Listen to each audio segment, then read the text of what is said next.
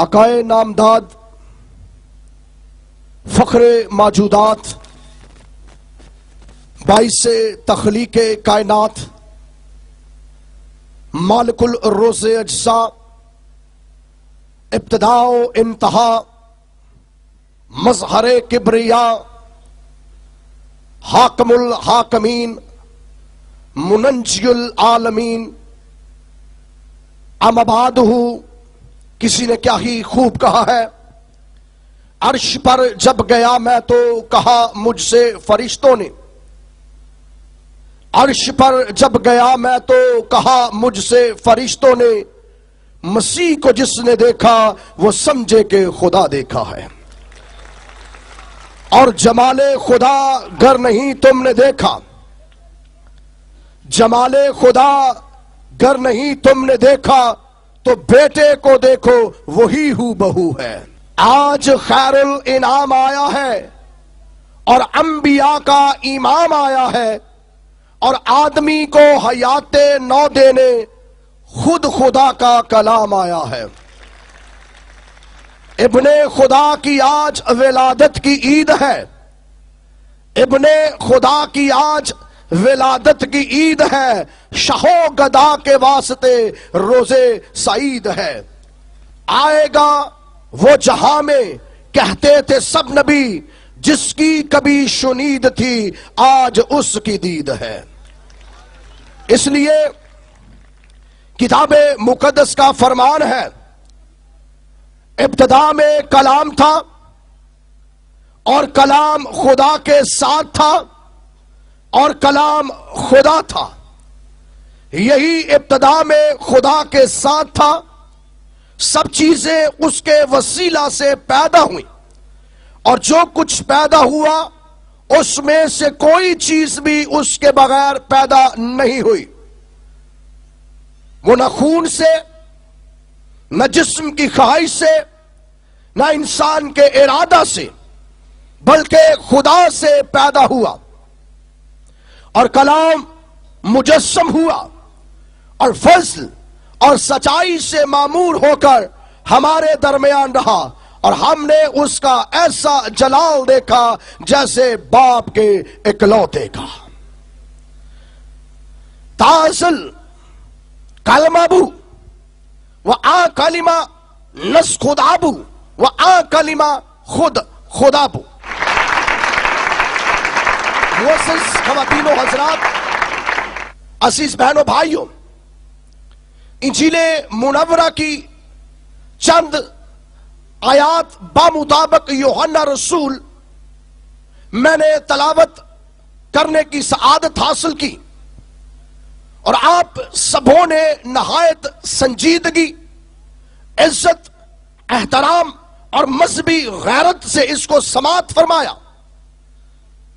اب حضرت یا نبی یا حضرت یوحنا رسول انجیل منورہ جو در حقیقت خداوند یسوع مسیح کی انجیل ہے، ان کے اندر فرماتے ہیں کہ ابتدا میں کلام تھا اور کلام خدا کے ساتھ تھا اور کلام ہی خدا تھا۔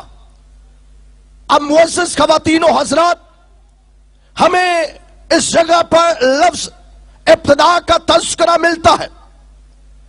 اب ابتدا کیا چیز ہے؟ ابتدا کی ڈیفینیشن کیا ہے؟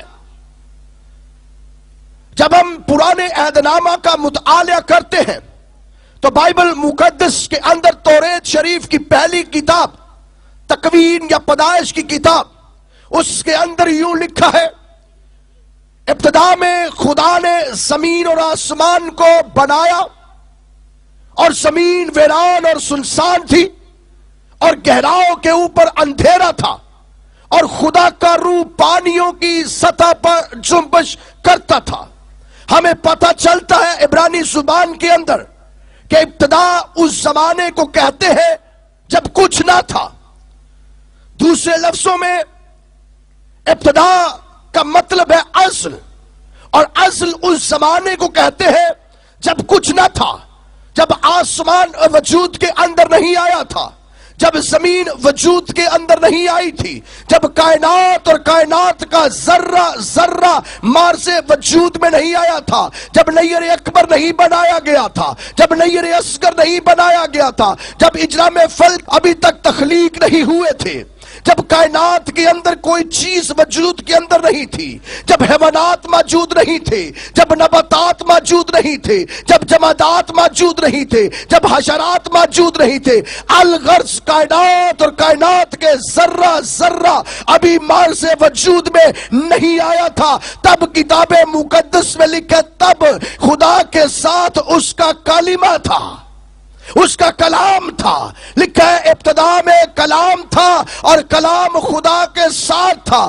گویا معلوم ہوا کہ کلام نہ ہوتا تو کچھ بھی نہ ہوتا، کلمہ نہ ہوتا کچھ بھی نہ ہوتا، کلمہ وجود کے اندر نہ آتا تو کچھ بھی وجود کے اندر نہ آتا۔ یہ کائنات اور کائنات کا ذرہ ذرہ نہ نظر آتا، یہ نباتات آپ کو نظر نہ آتے، یہ جمادات آپ کو نظر نہ آتے، یہ حیوانات آپ کو نظر نہ آتے، یہ حشرات آپ کو نظر نہ آتے، اور یہ جتنی مخلوقات آج یہاں پر بیٹھی ہے نظر نہ آتی جب تک کلمہ وجود کے اندر نہ آتا یا کلمہ صادر نہ ہوتا تو کچھ بھی نہ ہوتا۔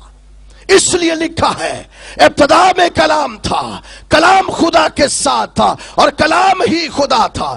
اب کلام کیا چیز ہے؟ کلام کی ڈیفینیشن کیا ہے؟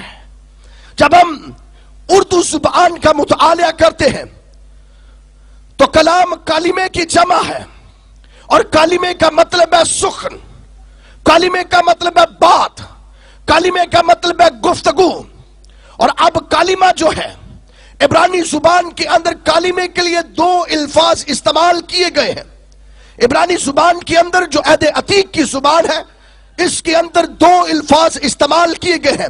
پہلا لفظ امر، خدا امر کرتا ہے، صادر کرتا ہے، حکم کرتا ہے اور چیزیں وجود کے اندر آتی ہیں۔ اور دوسرا لفظ ہے دبار، خدا بولتا ہے، خدا حکم کرتا ہے، خدا صادر کرتا ہے، امر کرتا ہے، دبار کرتا ہے۔ اور اگر اسی امر اور دبار کو، کلمے کو یونانی زبان کے اندر دیکھیں تو ہمیں پتہ چلتا ہے کہ یہی کلمہ لوگاس اور ریما بن جاتا ہے۔ لوگوس یا ریما یہی کلمہ بن جاتا ہے، اور یہی کلمہ جو باعث تخلیق کائنات کا سبب اول ہے۔ اس کلمے کا مطلب کیا ہے؟ دبار کا مطلب کیا ہے؟ لوگوس کا مطلب کیا ہے؟ ریما کا مطلب کیا ہے؟ امر کا مطلب کیا ہے؟ کلمے کا مطلب کیا ہے؟